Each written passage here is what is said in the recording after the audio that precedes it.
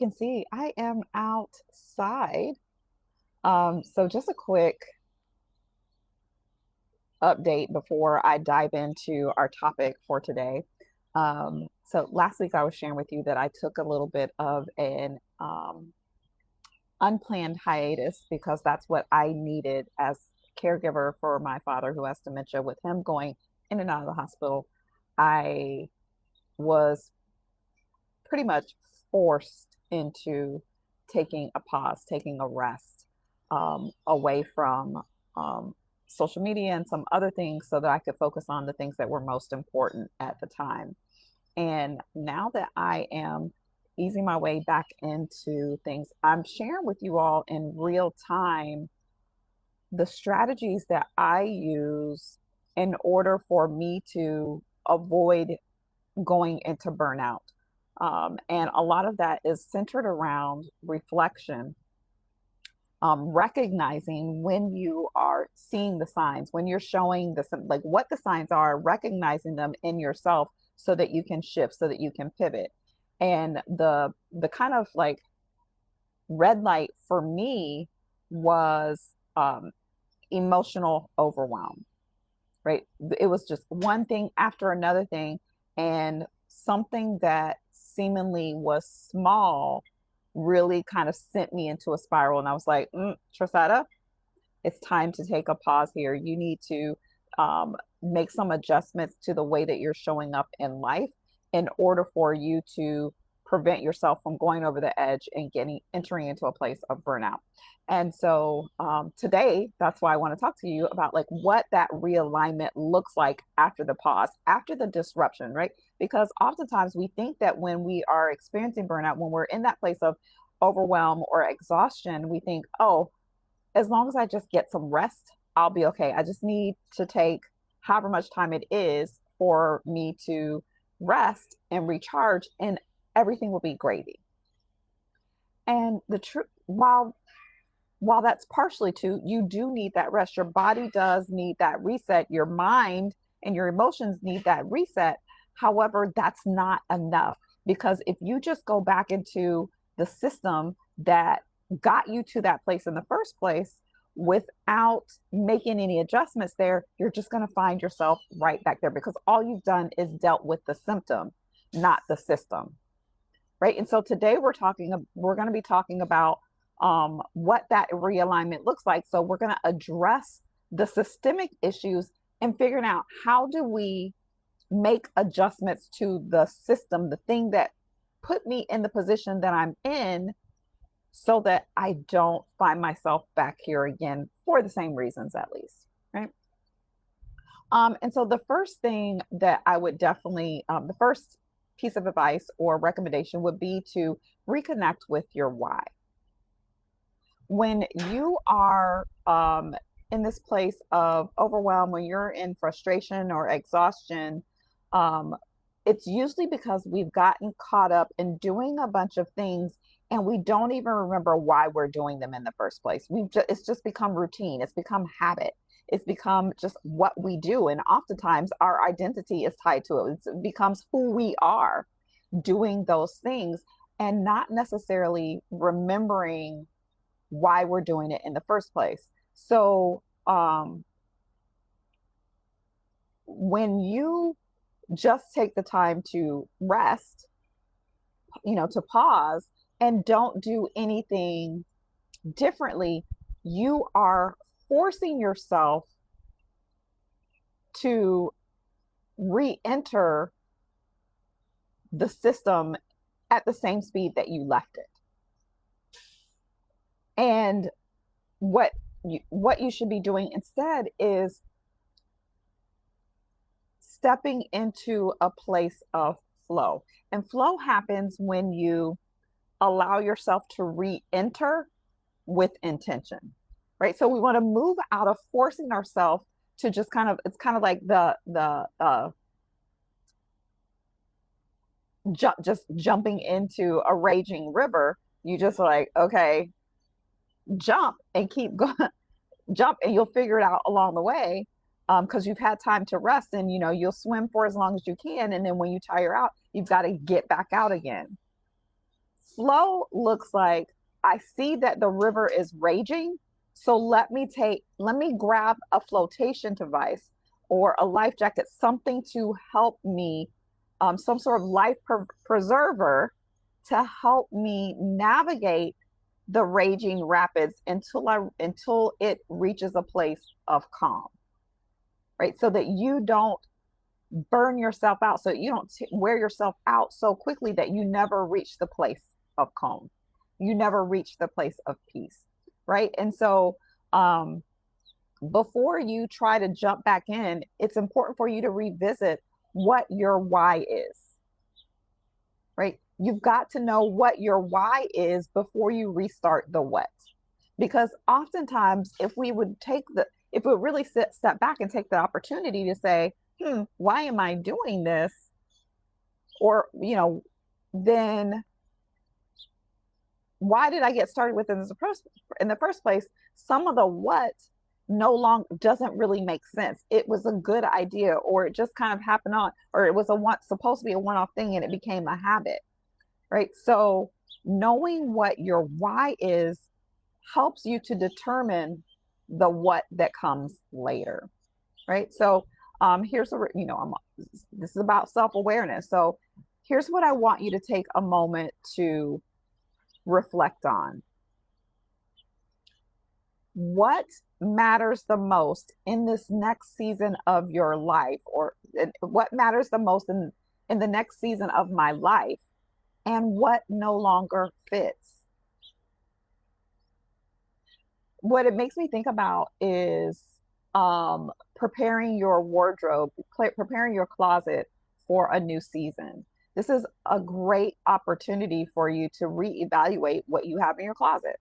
What are the things that you've been holding on to, but they just really no longer fit? They physically don't fit the body that you have today, whether they're too big or too small, it doesn't matter. They just don't fit.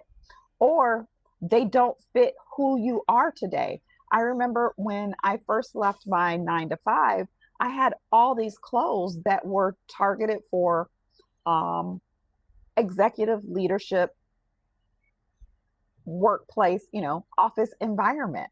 Not only that, my ex-husband and I were in ministry, so I had a lot of first lady outfits, right? So I had a lot of what we would consider to be that traditional professional attire. And that didn't work for me working from home, working for myself, working from home. A more casual feel, because I didn't have to go anywhere. I was doing a lot of content creation. Now I still needed to have some of those things for when I had speaking engagements or I had to go work with a client, but my wardrobe was completely that. I had very little casual things. So I had to get rid of a lot of the things that were in my closet that didn't fit this season of life that I had entered into, right? And so we need to, not only do we need to do our wardrobes like that, we need to do our life like that. What are the things that I've been doing? What are the relationships that I have?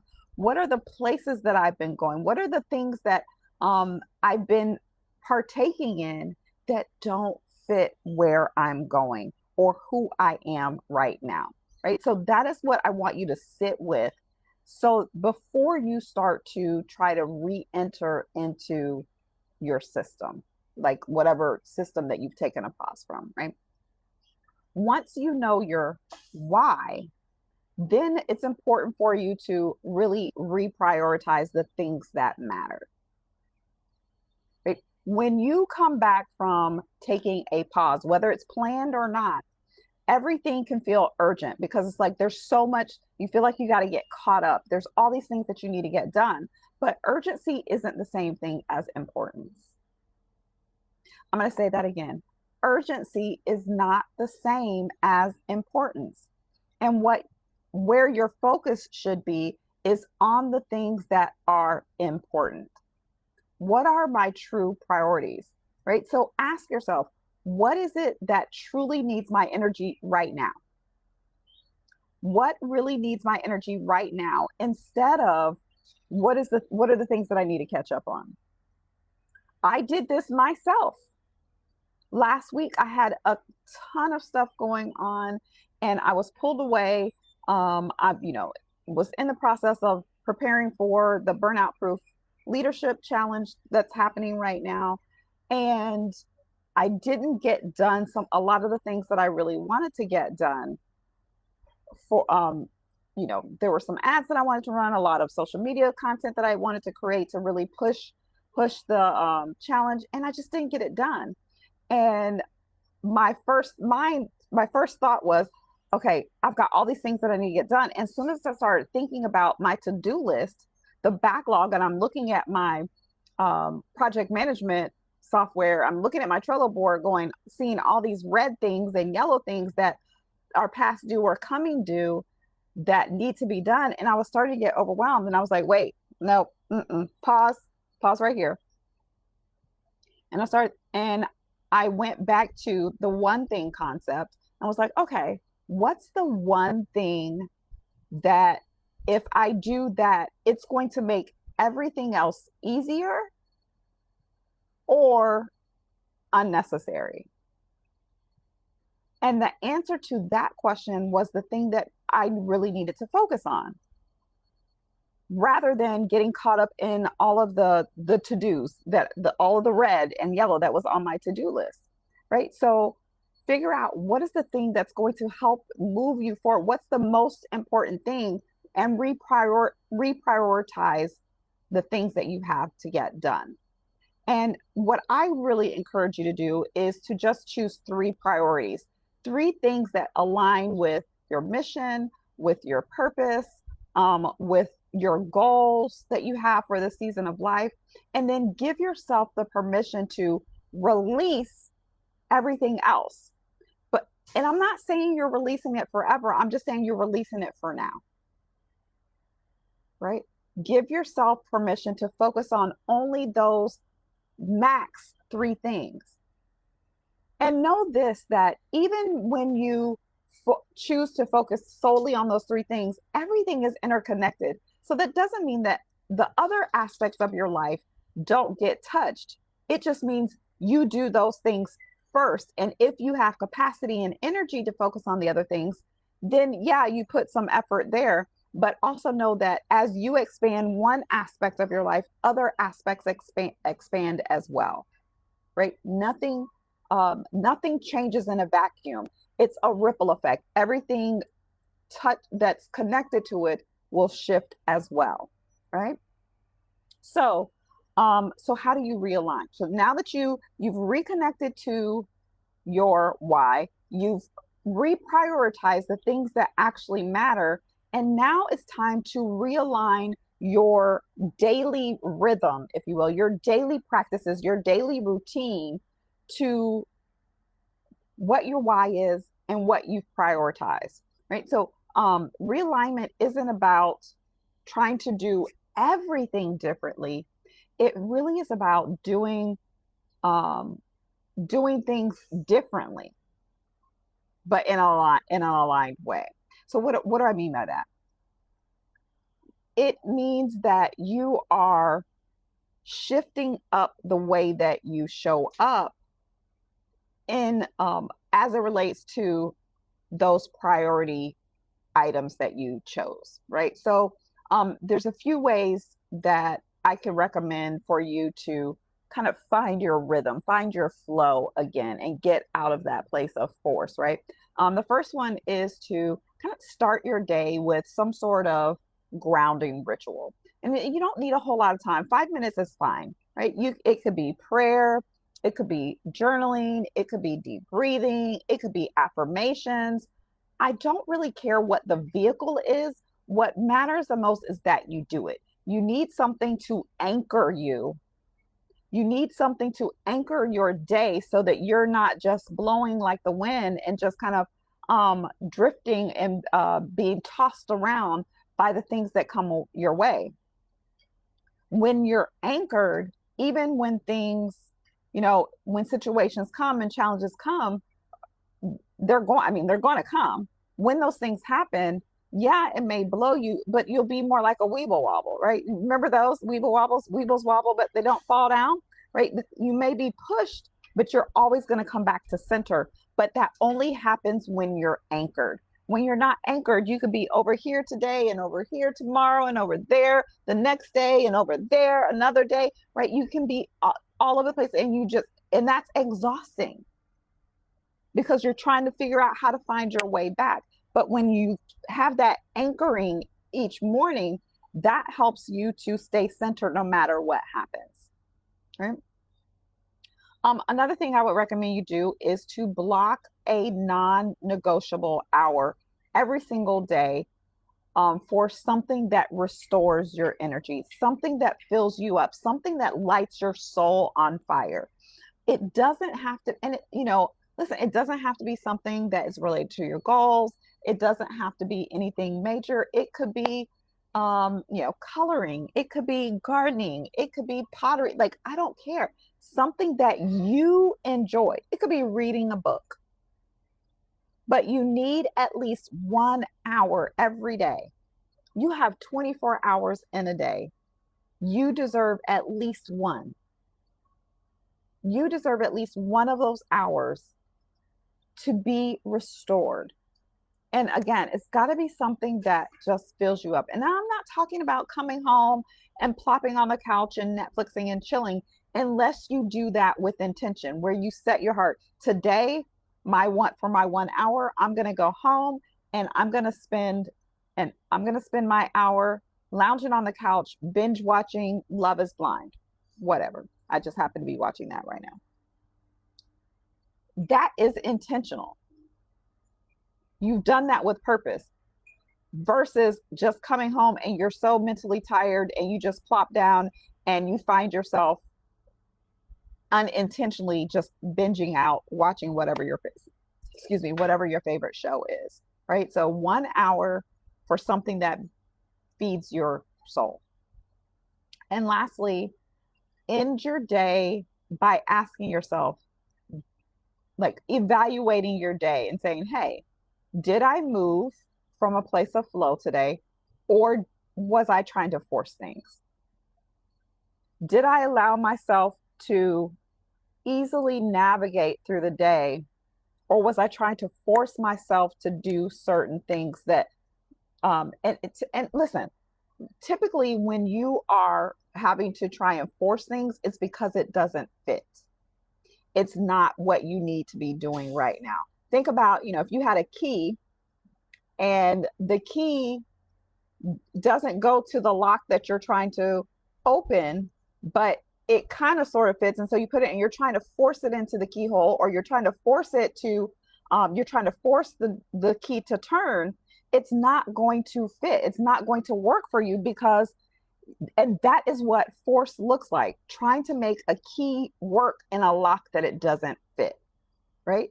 So end your day asking yourself, did I move from a place of flow, or was I trying to force things to happen, right? So those are 3 ways that you can realign your daily rhythm, right? And so I want to leave you with this thought before I close for today. Realignment after a pause isn't about picking up where you left off. It's really about returning to that place from more clarity, calm, and conviction. That place, coming back from a place where you have now realigned, right? And if you're struggling with this right now, I want to encourage you, first of all, you're not alone, and it's okay.